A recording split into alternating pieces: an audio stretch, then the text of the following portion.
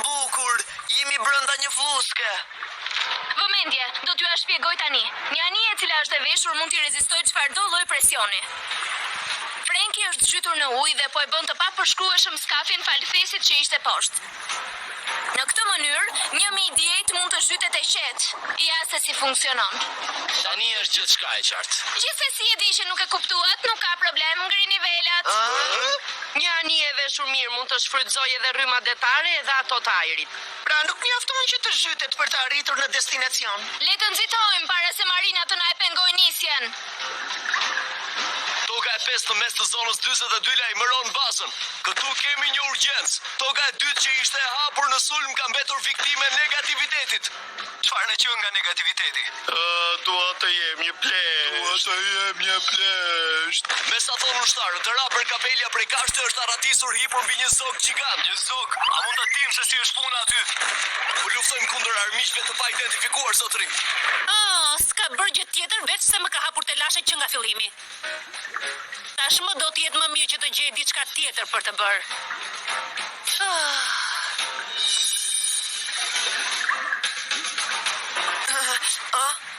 Anije të tjera të Marinës, pikërisht tani që do të niseshim. Ej, djema! Anija e kapelës prej kashte është tek vija e nisjes. Prisni pak! Një zog gjigant po vjen drejt nesh!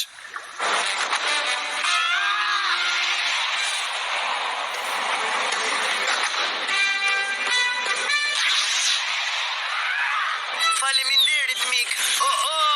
Ka anije të tjera pas nesh. E zgjidhun këtë! A e pe, Nami. A e pe se sa i fort jam bërë. Në këto 2 vjet. Jo, Sanji! Toga e 5 përgjigjuni, çfarë po ndodh aty? Baza, këtu toga e 5. Po na sulmojnë disa qenie gjigante të çuditshme dhe fare të panjohura. Nuk mund të besoj se refuzuat ftesën tonë të sjellshme. Turp t'juvi.